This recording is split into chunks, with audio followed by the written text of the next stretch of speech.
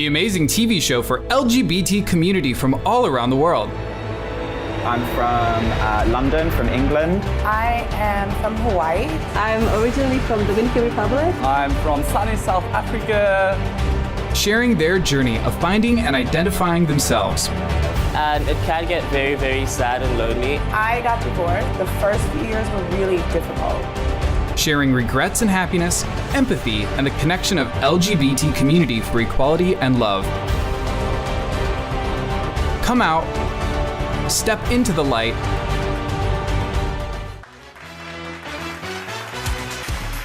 Welcome to the show. Come out, step into the light. I'm Tuần. And I'm Alushka. Welcome our guest today. Yay! Hi. Hello. How are you? I'm great, how are you? I'm good, thanks. I have no idea who you are. What's your name? All right, my name is Parker. I come from Atlanta, Georgia in the United States. I'm a teacher in Vietnam and I've lived here exactly 1 year. I mean, some people are versatile, some people like both. I don't particularly enjoy it. I've done it a few times because I'm not, well, I am selfish, but I'm not that selfish. Lots of people like daddy and son. Some people want to be, I take care of myself as well. I take PrEP. I do take PrEP. Oh, what's PrEP? Cool. It's a pill that you take every day, and it puts you at about 99% chance that you could not develop HIV. You could not develop an HIV infection. What made you come to Vietnam? Well, previously I lived in China, but I chose to leave and I went to Thailand. And I quite like that as well. Very fun, lots of good beaches, lots of good weather. For whatever reason, I decided to leave that as well. And went back to America, thought I would try to get a normal 9-to-5 job. But I really enjoy teaching and I love living abroad. And I wanted to try Vietnam. And actually it's been the best experience I've had living abroad, as well as the career that I've chosen and teaching and the wonderful students that I have. Hey, I've got another teacher here. Yeah, so many teachers. I love it. It's every day I wake up and I'm excited and I'm happy and I get to see these tiny little people who are also excited to see Teacher Parker. And I walk in the room and they so cute. Yeah, it makes getting out of bed at 5:45 in the morning a lot easier. Even if they're tired, even if they cry, even if they are sad to lose the games that we play, they're happy to see me and it's a big ego boost to me. Yeah. So, how is your life during 1 year in Vietnam? It's been wonderful so far. I love the nice hot weather here. It's quite similar to the weather I'm used to at home. I don't deal with cold weather, I don't like it. I don't like Saigon, cold, yeah, Saigon's perfect for it. It's absolutely wonderful, yeah. Have you been to any other cities in Vietnam? I spent 1 month in Hanoi, and I've done little trips here and there to Vung Tau, and I visited the Mekong Delta, and that was wonderful. But actually, I work quite a lot. So I still got lots of places I want to go in Vietnam, Sapa and Ha Long Bay and Da Nang and all the other places people want to go. But for now, I'm quite busy with my teaching schedule and just my life in Saigon. It's quite easy to have something to do all the time in Saigon. There's plenty of people and bars and restaurants and artistic activities and endeavors that you can get into.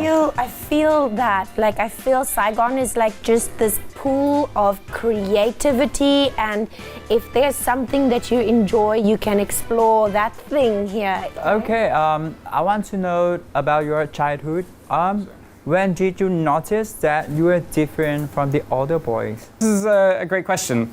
I think the earliest memory, I have two memories that really stick out. One, I remember watching a kids' TV network when I was a little boy, and they had advertisements for like toy trucks and sort of gendered toys, like toys for boys and toys for girls.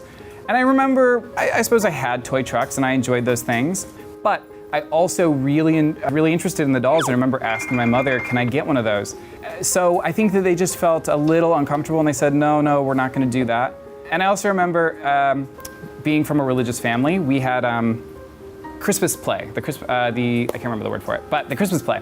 And they said, what role do you want to play? Do you want to play Joseph or Mary or the baby Jesus, or what do you want to be? And I said, I want to be the archangel, right? Oh yeah. And angels are seen as being feminine.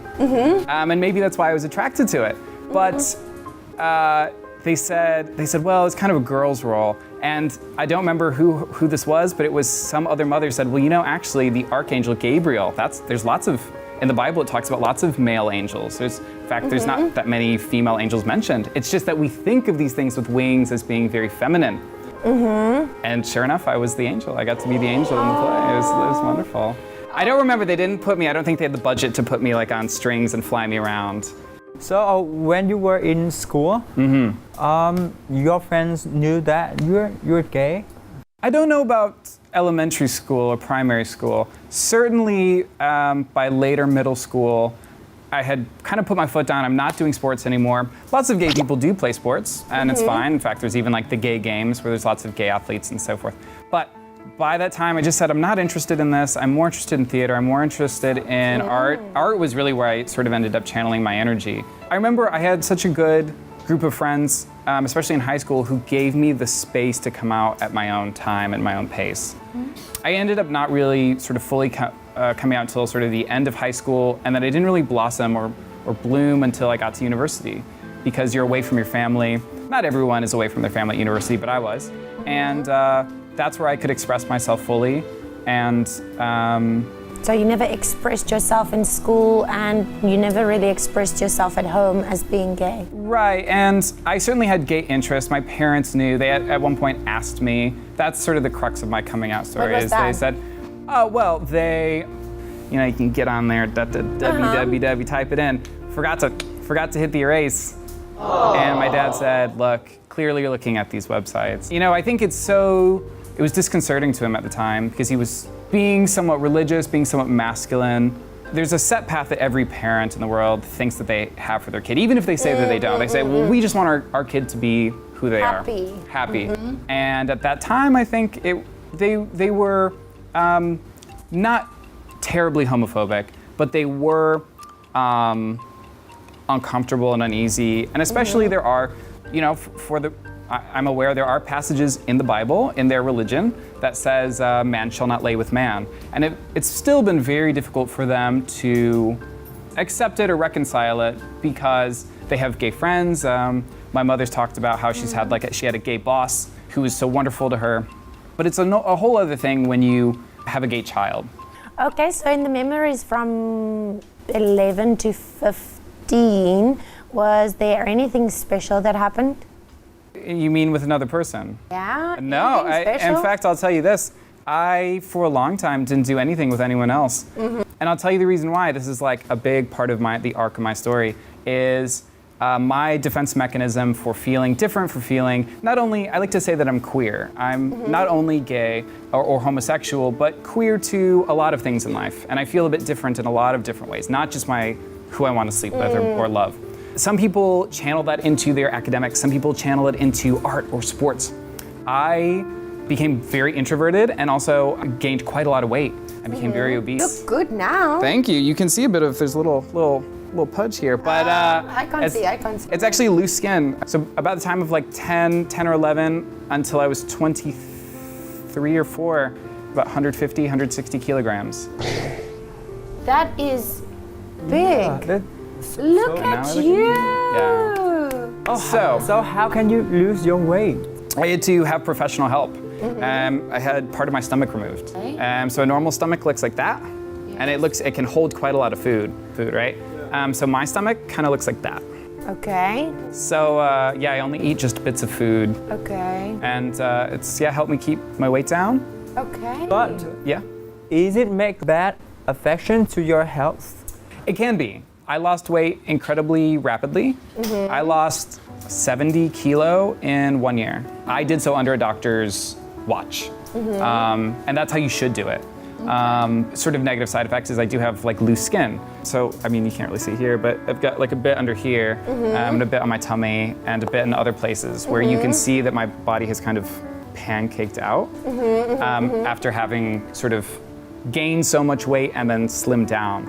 Okay. And how does that make you feel? Like, you feel bad about it? I mean, it's given me quite a lot of confidence to go out in the world. I mean, no one wanted to look or touch or date me at my highest weight.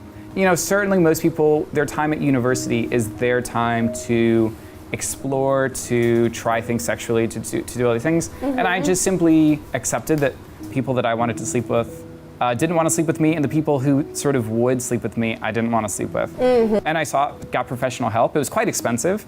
I had insurance to help me with it in the United States, but I think all in all, it's probably $15,000 or $20,000.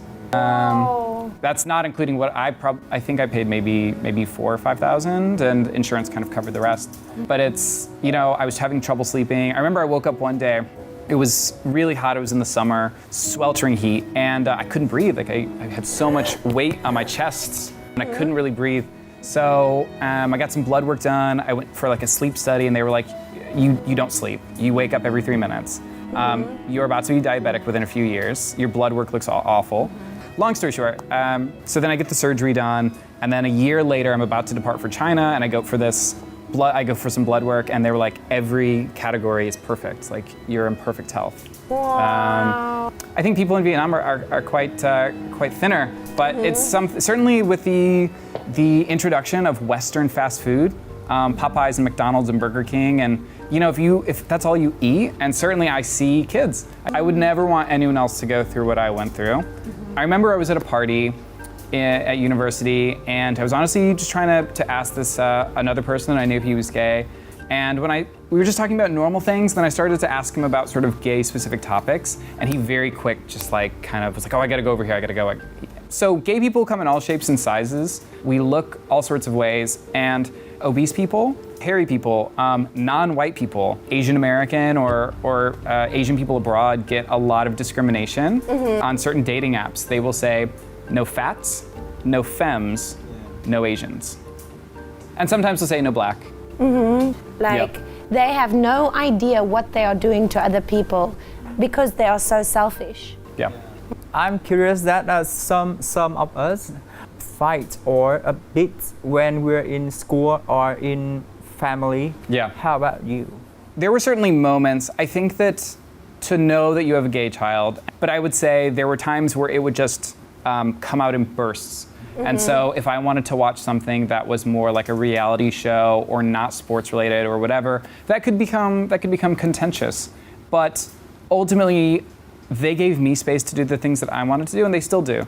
It helps that I'm 9,000 miles from where they are, and I can sort of live the life I want to live here and not worry I'm going to bump into anyone or Anybody you know who's going to tell your mom. Yeah. Ooh, Did you ever fully come out to your mom and dad?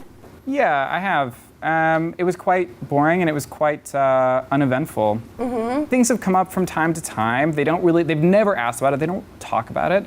I don't foresee them ever going to like a gay pride parade and waving a rainbow flag, but one can hope that they will sort of progress to a reasonable place. This is the last time I was back in America. I met my mom for dinner at a restaurant. She said, "What'd you do today?" And I said, "I went to the doctor for some medical tests." And she said, "Oh, what kinds?" And I said, "Well, sexual health." And she said, "What do you need that for?" And I said, "Well, just making sure everything's good and it all came back fine." And she said, "Okay, well, that's good. I'm glad that happened." Yeah. Did your mom ever catch you with a guy before?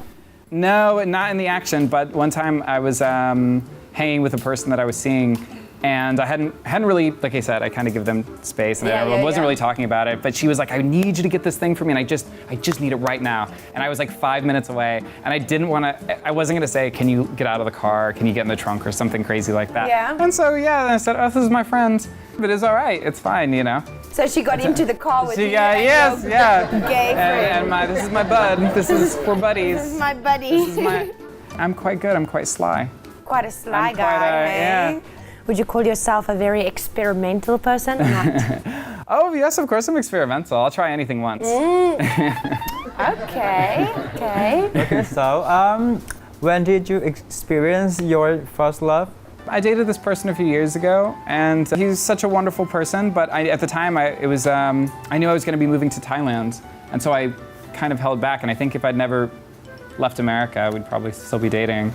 But so he was an American guy. He's an American. He's actually Cambodian American. His parents were like refugees. So you're very close to Cambodia at the moment. Have you ever experienced any Vietnamese? I've dated, yes, I've dated Vietnamese. I quite like it, yes. I think everyone should have an equal opportunity chance with Parker. But Equal opportunity with Parker. With me, I'm an experience. But I don't really date white guys. I don't know what it is, I just... Let me explain to you. This is called yellow fever. Okay? Have we got it? I have yellow fever, you have yellow fever, and this is the case where you experience love within the Asian community and you don't ever want to go back. So you stay within the Asian community. Oh, sure, yeah. The Vietnamese are wonderful. I probably had the best success with Viet Q. Viet Q? Guys who've Do you understand the word Viet Q? Yeah, Viet Q means... Vietnamese overseas. Yeah, Vietnamese that's overseas. Yeah. I just want to ask about your... I'm gonna give him the hard questions now because I'm always asking the personal questions. You're like a open-minded guy. And how about your sex life? I don't bottom. I refuse to bottom. He's never at the bottom. Saigon's bottoms, hit me up. I mean, some people are versatile. Some people like both. Some people like. I mean, there's all sorts of things you can do. You can like. I don't particularly enjoy it. I've done it a few times because I'm not. Well, I am selfish, but I'm not that selfish. If it's someone I really. Of course, and if you want to have a good relationship with them. Yeah, and not every. I mean. You know, you find someone, and I think you should just find someone and not worry if they're a top or a bottom or versatile. Make it work and do what they want, and that's what I would say. But I think that is not such selfish because you can choose what makes you feel comfortable. That's not selfish at all. Yeah, I'll try anything once, mostly. As long as it's not too painful or causing harm. I don't want to go to the hospital, I'll put it that way. Oh, so have you heard of BDSM? Of course. And BDSM is more of like a... Alushka. Sorry. I'll do anything once. Put it that way. Myself too. I mean, some people I've also done some BDSM. Yeah, some people like it. Lots of people like daddy and son. Some people want to be... I take care of myself as well. I take PrEP. I do take PrEP. Oh, what's PrEP? Cool. PrEP, pre-exposure prophylaxis. What's that? It's a funny ask. You know that? I don't know what that is.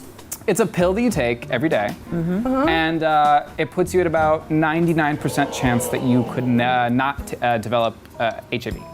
You could not develop an HIV infection. Yeah, I'll put this. I also use condoms consistently every time. So most doctors would say that I probably am not the best candidate for it, simply because the best candidates are people who never use condoms or sometimes use condoms. But there's only been maybe 2 recorded cases of someone developing HIV on this medicine. It essentially blocks the replicating enzyme of the virus. So for the virus, should the virus enter your body, it just simply catches it and it can't replicate and then it dies. Oh, lovely. Do they have that in Vietnam? Yes, they do. And in fact, the US taxpayer, if you are a underprivileged or lower income Vietnamese person, US taxpayer has kindly paid for you to have it for free.